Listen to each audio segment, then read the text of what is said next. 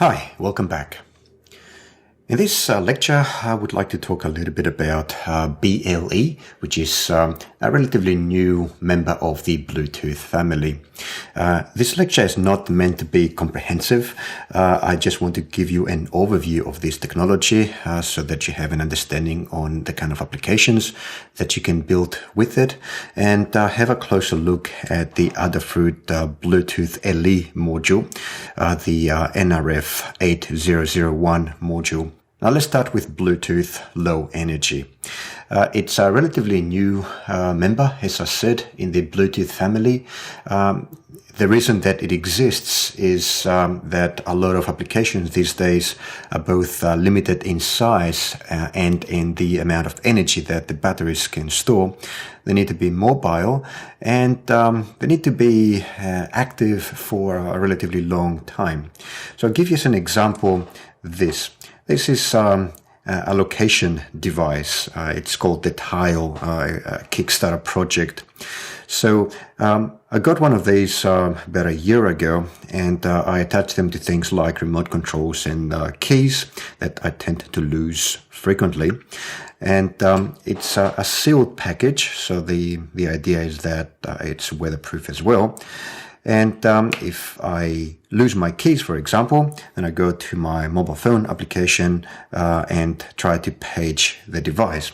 Inside this device, there's a BLE chip, and there is a little tiny button battery, but because the unit is completely sealed, there's no way to change the battery. So the people that made this had a goal of making it last for as long as possible.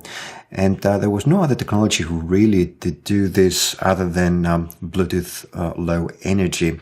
So this tile with the integrated battery can last for over a year. I haven't reached the end of its lifespan yet, over a year, and then you throw it out and you get a new one. A bit of a waste, in my opinion, but that's how they made it.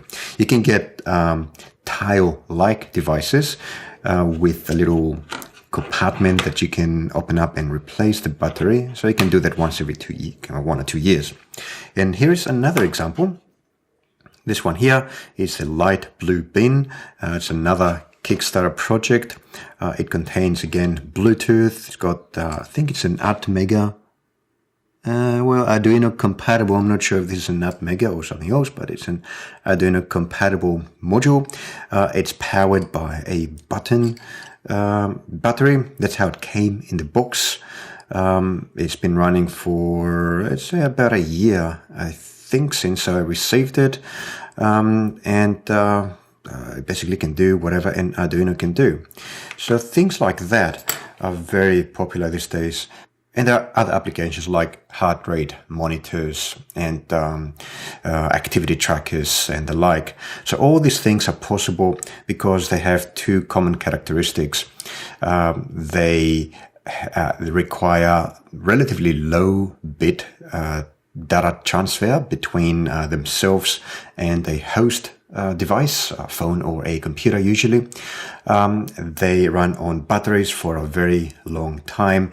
And also, the number 3 very important characteristic is that the pairing process is very quick and very easy. Unlike the original Bluetooth, the full Bluetooth specification, which requires pins and a full, sometimes complicated pairing process, with BLE, the connection and the pairing happens very, very quickly, maybe around 20 milliseconds. So let's have a closer look at BLE by looking at the BLE Wikipedia page. A couple of things I'd like to mention. There's examples of applications here. You can see that things such as applications in healthcare, sports, internet connectivity, and sensors and things like that are all very common in BLE. There's keywords like profiles here, for example, that I'm going to talk a little bit later about those things. But this page gives you an idea of the things that you can do with BLE. Another interesting thing Here's a comparison table that compares the classic Bluetooth technology with Bluetooth Smart or BLE. And you can see, for example, that range theoretically is about the same. That's, of course, in open space. Playing around with these two devices, especially with the tile, since I use it more often because I lose my things a lot, I found that in a house with rooms and walls, the range is around maybe 15 to 20 meters maximum. And then I have to walk around with my phone trying to make a connection with the tile. As far as speed is concerned, again, theoretical maximum is 1 megabit per second. But in the applications that the Bluetooth low energy is intended for, you really rarely need to go up to that kind of bit rate. In terms of security, you've got your 128-bit AES, so you can implement encryption. You can see here the latency, 6 milliseconds for BLE versus 100 milliseconds for the classic Bluetooth. So this device is much, much faster. You see total time to send data, just 3 milliseconds. So this device is very nimble when it comes to transmitting data. It's not meant to transmit a lot of data constantly. So, for example, you wouldn't use BLE for an application that requires, say, a wireless transmission of data from one device to another, like images and video. For that kind of thing, you'd go for the classic Bluetooth technology. But if you wanted to build a remote control car, then the controller could be using BLE, since you only have short bursts of instructions from the controller to the car, like go left, go right, go faster, and so on. So for things like that, BLE is perfect. Finally, have a look at the consumption. So 1 watt for the classic Bluetooth versus 0.01 to 0.5 watts for BLE. So this is very low energy. At peak, about half in BLE versus the classic Bluetooth. So that's a few things to keep in mind and remember about BLE. Now let's move on to the standard under which BLE operates.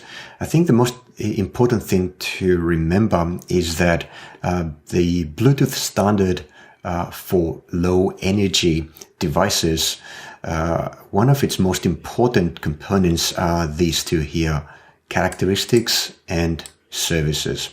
Every application that you build needs to basically implement a service. For example, if you go in here, you have a long list of so-called adopted services. And these adopted services include things such as building glucose meters and heart rate monitors and location navigation and so on. There's a lot of them here. And there's a lot of other services that are not actually adopted for some reason. And an important one is the UART, the serial service. As per the name, you would use the UART or serial service to create applications where you've got one device with the Bluetooth module talking to a host and sending characters serially receive and transmit, just like you would do with USB, but wirelessly. So UART is not listed here, although it exists and you can use it. It's just for some reason not adopted. Now, for every one of those services, you would need to attach characteristics. So you go into the characteristics lists, and again, you can see that there's a lot of them that are adopted by the standard, and they all have their own assigned number so that you can distinguish between them inside your application by using these IDs. And you can see, for example, that there is one for age. If you have a look inside age, you see that this is an 8-bit number. So if you, let's have a look at another one. Let's check out altitude. So if you attach the altitude characteristic to a service that your application is providing, then the data that you need to transfer and provide to it is a 16-bit integer, unsigned integer, and so on. There's a lot of them here. Now, talking about the UART again, which I remind you, the service for that is not adopted, but you can still use it as unofficial. Then you would need to provide a couple of characteristics, one for transmit and one for receive.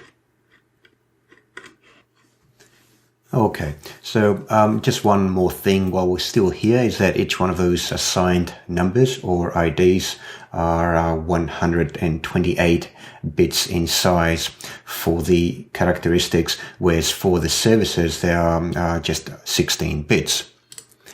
One more thing to remember about Bluetooth LE is that just like its classic counterpart, the connections that you do are client and server. You can have one client BLE module connected to a single server or a single host. You can't have a client connected to multiple hosts. Typically, the role of the central device, the server, let's call it, is played by a computer or a smartphone or something like that.